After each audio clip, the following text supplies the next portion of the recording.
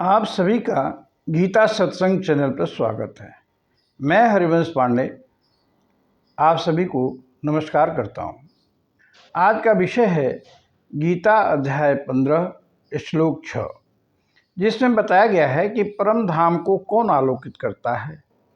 आप सभी से निवेदन है कि चैनल को सब्सक्राइब कर दें ताकि आगे के सभी पोस्ट की जानकारी आपको मिल सके।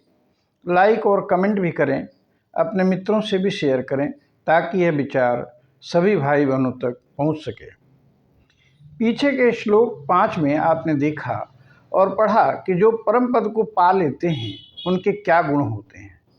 अब आगे 6वां श्लोक है, न तद्भासयते सूर्यो न शशांको न पावक यद्गत्वा न निवर्तन्ते तद्धाम परमं मम।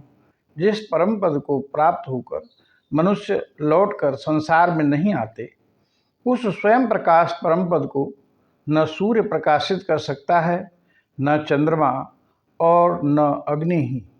वही मेरा परम धाम है। पीछे बताए कि विशेष गुणों को रखने वाला व्यक्ति मेरे परम धाम को जाता है। यह परम धाम मुझसे यानी परमात्मा से विलग नहीं है। जीव भी तो परमात्मा ही है, तो परम पद जो अविनाशी है उस पर इस जीव का अधिकार है, पर उसे उन शर्तों का पालन तो करना ही होगा। जब परम धाम है तो उसे कोई तो प्रकाशित करता होगा। जैसे पृथ्वी है, इसे सूर्य से प्रकाश मिलता है, चंद्रमा भी प्रकाशित करता है, अग्नि से भी रात के अंधेरे को हम दूर करते हैं। तो क्या ये सब उस अविनाशी परम धाम को भी प्रकाशित करते हैं? भगवान इस प्रश्न का स्वयं ही उत्तर देते हैं, नहीं, वह तो स्वयं से ही प्रकाशित है। न तद्भासयते सूर्यो न शशांको न पावक। इसे सूर्य, चंद्रमा, अग्नि आदि प्रकाशित नहीं करते। भाव ये कि उस परमात्मा के तेज से सूर्य में प्रकाश होता है, उसी से चंद्रमा और अग्नि भी प्रकाशित होता है, तब भला इनसे परम पद कैसे प्रकाशित हो सकता है? चेतन जीवात्मा भी स्वयं प्रकाशित है। यथा पिंडे तथा ब्रह्मांडे के सूत्र से परम धाम भी स्वतः प्रकाशित है। उस धाम की एक बहुत बड़ी विशेषता है कि जो सौभाग्य से वहाँ पहुँच जाता है वह लौटकर फिर इस भूमि पर नहीं आता।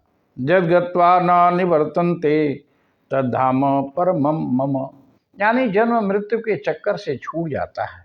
परम धाम के बारे में ऐसी ही धारणा उपनिषदों में भी देखी गई है। न जत्र सूर्यो भाति न चंद्र तारकम नेमा विद्युतो भांति कुतो अयम अग्नि। जिसे न सूर्य न चंद्र न तारे न विद्युत ही प्रकाशित करते हैं, फिर ये अग्नि क्या प्रकाशित करेगी? फिर ये कैसे प्रकाशित होता है? तो कहते हैं, तमेव भांतम अनुभांति सर्वम तस्य भाषा सर्वमिदं विभाति। ये सब उसी परमात्मा के प्रकाश से प्रकाशित है। यह संदर्भ कठोपनिषद 2/2/15, मुंडकोपनिषद 2/2/10, श्वेताश्वर उपनिषद 6/14 से लिया गया। जगत प्रकाश प्रकाशक राम, श्री रामचरितमानस 1/117/4। ध्यान रहे, यहाँ परम धाम और परमात्मा दोनों समान ही हैं। परमात्मा का धाम परमात्मा से विलग नहीं है। इसे ऐसे समझें कि सूर्य और सूर्य का प्रकाश अभिन्न है। ब्रह्मलोक, गोलोक, साकेत धाम, देवी द्वीप, शिवलोक आदि एक ही हैं। भाव है कि यह अविनाशी परम पद आत्म रूप से सब में समान रूप से व्याप्त है।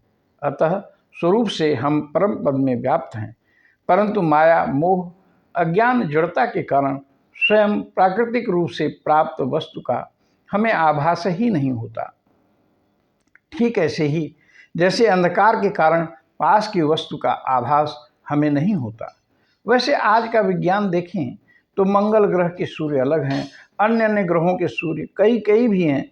ऐसे ही परमधाम का सूर्य ये सूर्य नहीं, वह सेल्फ इल्यूमिनेटेड है। विज्ञान कहता है तारे तो स्व से ही प्रकाशित हैं। तो निष्कर्ष हुआ, न भगवान न उसका धाम ही हमसे अलग है, पर अज्ञान अंधकार के कारण भाषित नहीं हो पाता। सामने संसार ही दिखता रहता है, परम धाम तो पीछे छूट गया, पीठ की तरफ धाम हो गया। अगर 180 डिग्री पर घूम जाएं तो ईश्वर की सत्ता ही दिखेगी। आइए हम अपनी वाणी पर विराम दें और भगवान का नाम लें। ओम नमो भगवते वासुदेवाय। ओम नमो भगवते वासुदेवाय। ओम नमो भगवते वासुदेवाय। हरि ओम तत्सत। हरि ओम तत्सत।